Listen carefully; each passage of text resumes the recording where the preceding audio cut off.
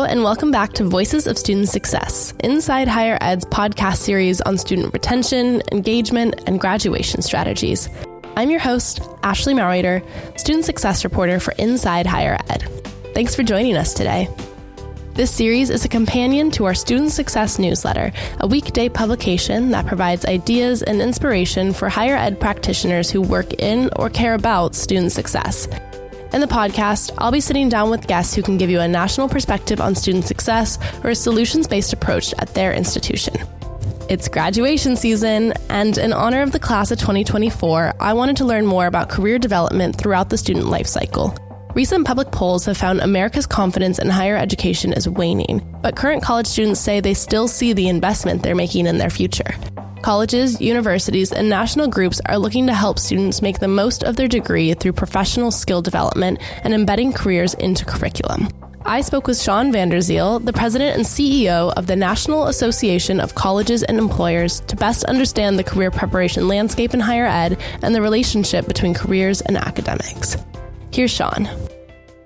Shawn, thank you so much for taking the time to chat with me. It's wonderful to have you on the podcast. Oh my gosh, it's so great to be here with you. I'm Shawn VanDerziel. I'm the president and CEO of the National Association of Colleges and Employers, otherwise known as NACE.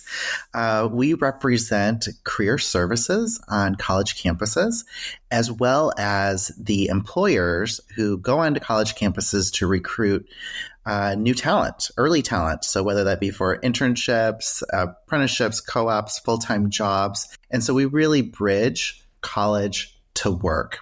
And so we do a lot of research, professional development opportunities for our members to ensure that they're on top of all the things that they need to know related to what's happening in our environment to ensure equitable outcomes, career outcomes for all students. So this is a very timely conversation right now with graduation season rolling around. We've seen the class of 2024 getting ready to launch into their careers. But something that I've seen more and more career centers doing is engaging with students around career development earlier, introducing them in the first year seminar or even at the sophomore or junior level to really prepare them for that graduation next stage. Where are you seeing sort of these career centers engaging earlier, or what is that overall sort of trend nationally?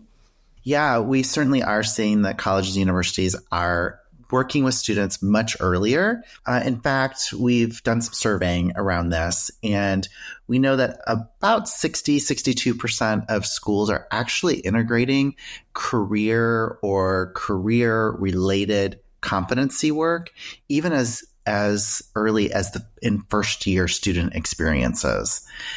We also know that about 73% of our schools are including some element of career readiness into classroom presentations, and that many of them are collaborating with faculty to ensure that it's happening on an ongoing basis on their campuses. So even outside of first-year student experiences, we're seeing that career is coming to the forefront of what campuses are doing even before students start. So they're talking with the parents, they're talking with the students in campus tour experiences. They're talking about it in the orientation experiences with both the families as well as the students about how they are going to experience career-related readiness from the very beginning of their college experience. Yeah. We've seen a lot of these conversations tie in also with the value of higher education, or what good does a college degree do for a student. Where are you seeing sort of on the employer side that conversation about needing college students to have these skills embedded throughout their degree programs?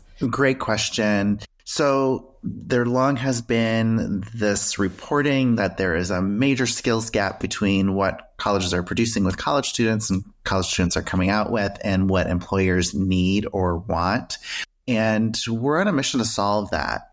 Employers do report some gaps, but we believe, and based upon our research, that much of the gap has to do with the articulation and the communication related to competencies and skills the students are learning while they're going through their college experience. So whether that be in the classroom or in co-curricular activities, that they're just not identifying those skills and abilities and competencies that they're building and being able to translate that for employers. But also, there's an issue with employers not being able to identify how they can bring out the best in students within that interview process, particularly when those students may not have very much experience other than their classroom experience and a few other co-curricular activities. So there's a bridge that we're trying to create right now between those two. Mm-hmm.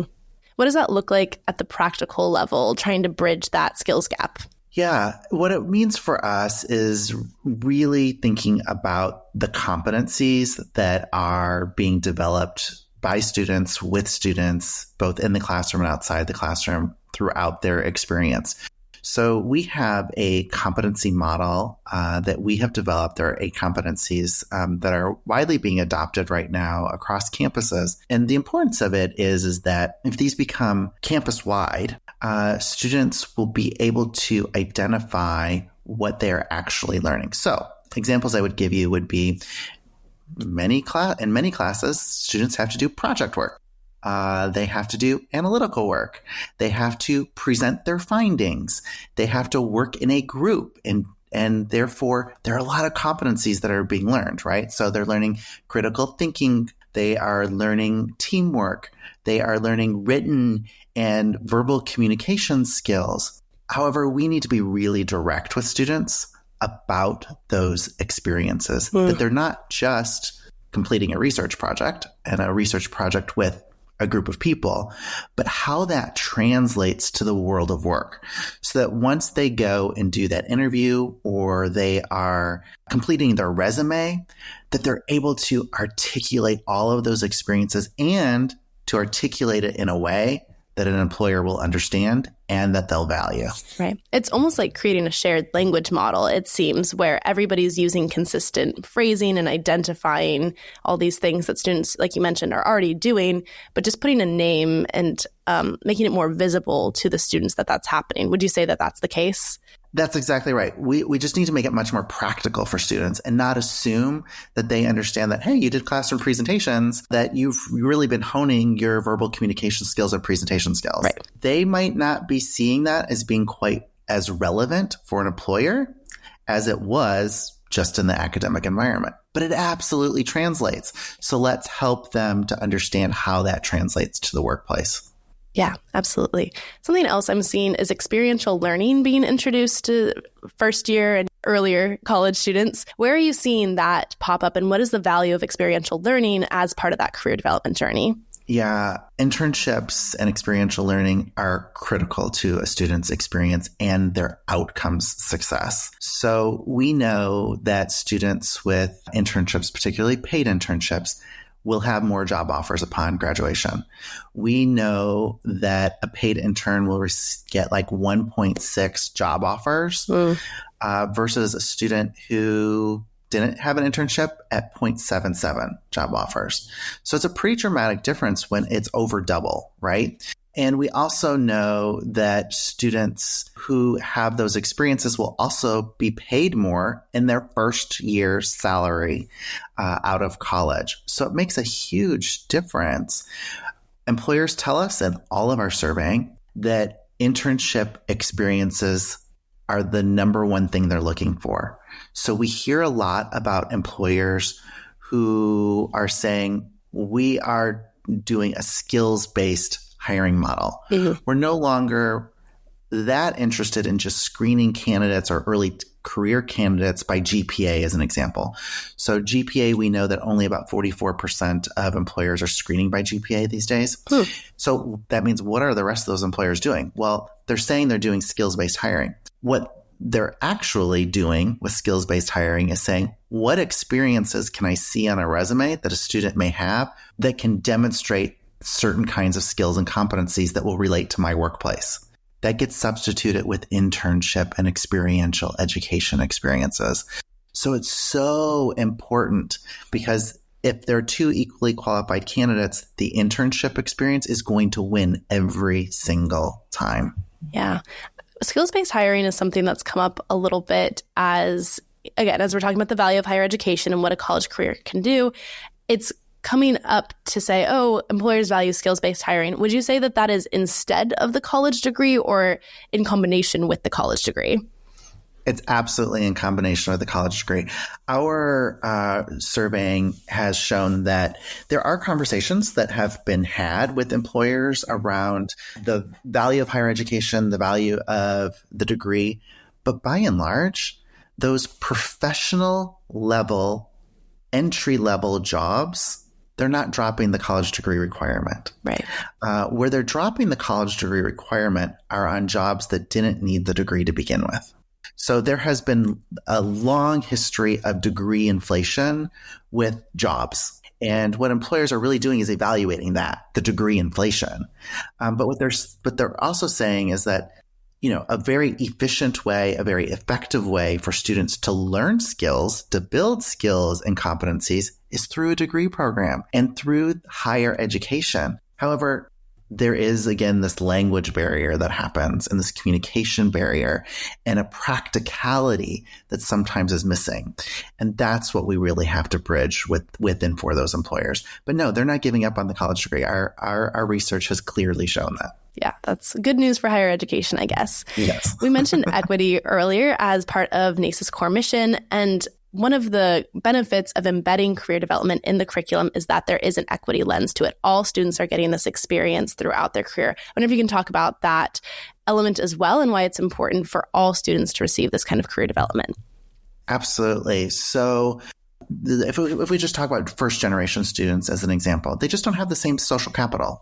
They don't have the same history of higher education. They might not know the steps that need to be taken. Mm-hmm. And so it's particularly important for us to think about career preparation from the very beginning of a student's time on the campus, because we need them to understand things like the importance of internships, right? The importance of building a repertoire of skills and being able to communicate about those, but gaining experiences where they can show that they've demonstrated them. So that inventory is so very important for those students. And they're not going to take that inventory because they don't know how important it is unless we're very direct about it.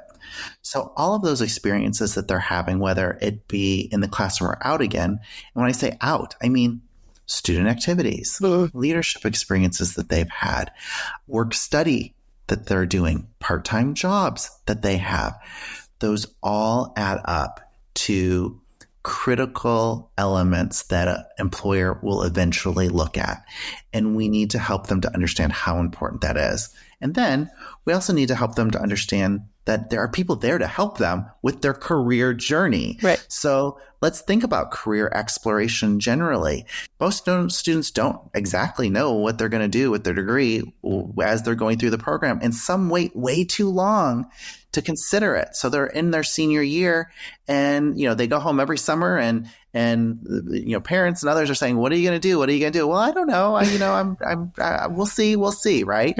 That's often the answer. Or the answer may be a particular kind of job, a very specific kind of job, because it's the only thing that they've known. And so it's incumbent upon us to help students to think really broadly about how they can use their education to their advantage, to find their passion, to find the right place for them, that there are many different kinds of industries out there, that there are many different kinds of jobs where their degree can be applied. Not all students are going to naturally do that on their own.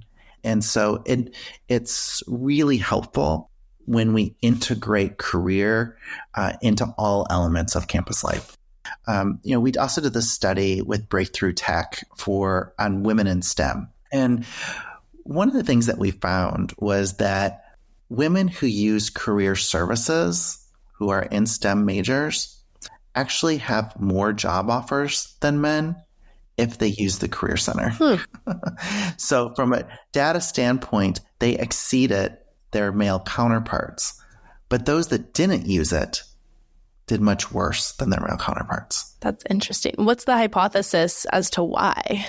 There are probably many reasons for it. A lot of it probably has to do with a social capital. So having the information that they need to make the right decisions about their careers, and also the building of competencies around the job search and confidence in the job search, that someone or something intervened that made a difference in that job search process. So that could be anything from help on a resume that made it better, advice on negotiating. It could be a variety of things, but we know that those outcomes were much better in those cases. Interesting. So use your career center is the bottom line. Yes, use your career center. That's right. We often see career centers as the hub of this kind of work on campuses, but where would you say are the spokes or those other departments or stakeholders who should be involved in this work? Yeah, so we just released a faculty survey on the integration of career into the classroom. And we found that 92% of faculty say that students in their disciplinary area have asked them career advice in the past year alone. Wow. So faculty are key stakeholders in the career journey. So the integration of what's happening in a career center and their expertise is so important to translate to those faculty members as they are guiding students in their journey as well.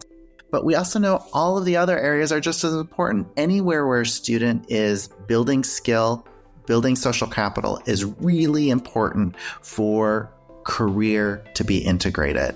As we talked about earlier, whether it's student activities, it's student recreation, there's teamwork being held, there are leadership experiences that are being gained. And so it's really important that we bring everyone along on the journey together.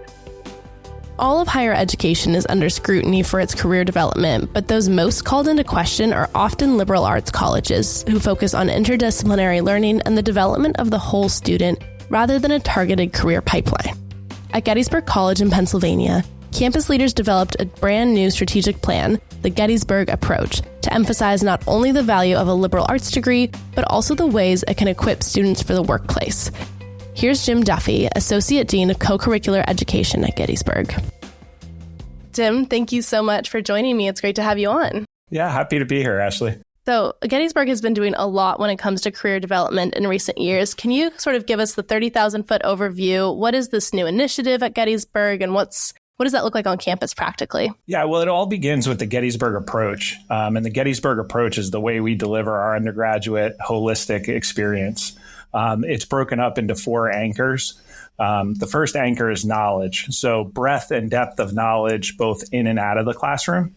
The second anchor is enduring skills. And some folks refer to these as durable skills or soft skills. But these are skills that we've surveyed employers about. And they've told us these are the ones that we're looking for in graduates. And those 7 skills are creativity, adaptability, intercultural fluency, problem solving, teamwork, leadership, and communication. Communication has risen to the top. I don't think that'll surprise anyone. We recently had some conversations with employers who said it increasingly rises to the top. And we cover that both in and out of the classroom. So in the classroom, we have, through our curriculum, communication conventions, both in the general ed curriculum and in our major curriculum. And then when you look to the co-curricular side, we recently had our leadership showcase where we had 3 panels of students who were able to use their oral communication to reflect on what they had done over the year. The third anchor is the personal advising team. And this is really important because this is where the student gets that network of support they need to succeed. Our personal advising team is made up of a faculty advisor, a co-curricular advisor, a career advisor, and then at the conclusion of the sophomore year, the student has an option to have an alumni mentor. And then the last piece of the Gettysburg Approach is the guided pathways. And this is how we deliver those high impact experiences. And they're broken down into introductory, exploratory, and consequential experiences. So what this approach does is it provides students with opportunities to engage both in and out of the classroom and to make intentional connections through conversations with their advisors so they can articulate the value of their Gettysburg College degree when it comes time to go to grad school or to take that next career step. Yeah, absolutely. That's something that we're hearing a lot from employers, that students may have these skills or they may have gotten this depth of knowledge or things like that in their college career, but they don't know how to talk about them or articulate them. There's a gap there, if you will. How does the Gettysburg approach seek to get in front of that gap and prepare students to talk about these experiences and be fluent in those conversations? Yeah, you bring up a great point. We actually surveyed alumni about this before we launched the Gettysburg approach. And this was the one of the top things that alumni talked about. I did all these things in college. I can make some connections, but I can't make them at a deeper level. And so in order to do that, the personal advising teams are really core to that. Because the pathways, if you think about the pathways that we have, which are our experiences that we offer outside of the classroom, what we're really trying to do is make intentional connections to what they're doing inside of the classroom. So, for instance, a first-year student who's searching for a major is very curious, and they want to try out a bunch of different things. And one, on the co-curricular side, they're going through introductory experiences. So these are short experiences that students can engage in to get a better sense of what we have to offer as an institution. We're offering over 128 clubs and organizations. And in addition to that, we have a leadership center, a center for public service, an Eisenhower Institute. We have all these options, and it can be very overwhelming for first-year students if they just look at it on paper. But when we take an intentional approach to advising them, we can show them all of the opportunities that are available to them and what they may want to check out or look into. And then as you migrate through the pathways, our exploratory experiences are kind of the next step. So now that I've gone through an introductory experience in leadership, for example, I may say, I want to pursue that. And I may want to do our leadership certificate, or I may want to, enroll in Gettysburg College's leadership certificate program. So it's a little bit of a higher level of engagement. And again, intentional connection. So that may be coupled with an interest in majoring in public policy, for example. And then our last category of the pathways is consequential experiences, which is akin to the capstone experiences that students go through on the academic side. And those consequential experiences have impact on community. So using that same thread, a student may elect to be a leadership mentor, and that's a student on campus who delivers leadership, guidance, programming, and experiences to other students. So what's at the core of this is making connections, but making them at an intentional level so that students not only understand them while they're here, but that they can articulate and share those examples with grad schools, employers, and the like. Yeah, absolutely. Something else that I really like about the Gettysburg approach is that it's all students. This isn't an opt-in program or something that students have to seek out on their own. It's something that's promised to them as part of that. What are the challenges or the resources that you have to invest in to get the whole campus behind an initiative like this, or to get everybody geared up for this? I think one of the good things about the way we rolled this out was that we're kind of doubling down on what we really do well. Right. So we know we have we offer a rigorous classroom and academic experience. We know that we offered a significant number of co-curricular experiences that students could engage in. And that variety speaks to what our students want, because students can create their own clubs and organizations. And so the foundation for it was there. I think the personal advising team pulls it together. I think calling out those enduring skills that are based on what employers tell us pulls it together. But as far as resources, I think the big thing was we've added a few advisors in our co-curricular advisors. We're about to hire a third co-curricular advisor here shortly. And so those are the folks that really get to sit down and talk to the students and explore their interests. Yeah, that's awesome. Something else that we're seeing sort of in the general public is this doubt on the return investment in higher education. And a lot of small liberal arts colleges are turning towards careers, or really emphasizing some of these outcomes that students are learning to point to. College is still worth it, and that's still important. How is Gettysburg getting in front of those conversations with its students and its parents to talk about, that this is still a valuable experience? Yeah, we talk about it a lot with our outcomes, right? Yeah. So we can display that with what our students are doing once they complete the degree here. But from a practical sense, while they're on campus, I think we're committed to getting students into the Center for Career Engagement early and often. Yeah. And so that has led students to do more through our Center for Career Engagement. I think some students maybe, in their first or second year may think, wow, why do I need to go there? But really the Center for Career Engagement is providing a number of services, major exploration, all the way to just general interests. The other thing that I think is important on this return on investment question, I talk about this quite a bit, is for students, it's just as important to know what you don't want to do as it is to know what you do want to do. And the only way you can figure that out is by taking advantages of the experiences that we have to offer. And we have a significant alumni base, over 30,000 alumni, plus parents and friends of the college who offer career experiences to our students. And that's in addition to the traditional internships and externships that we make available to students. So it's really an intentional effort to get students into career early. Career is also the one required pathway. So there's 5 pathways. And in order to complete the pathways, you have to complete the career pathway in one of the other 4.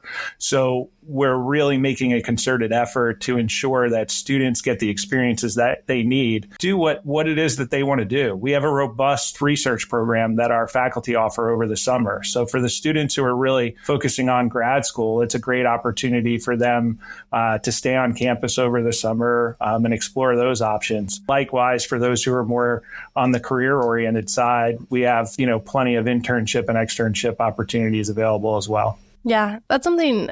We talked about this a little bit earlier, that every student's going to go through this process, even if they don't know it. And we know based on NACE research that students who engage with their career center are more likely to get jobs, are more likely to have paid internship experiences and things like that.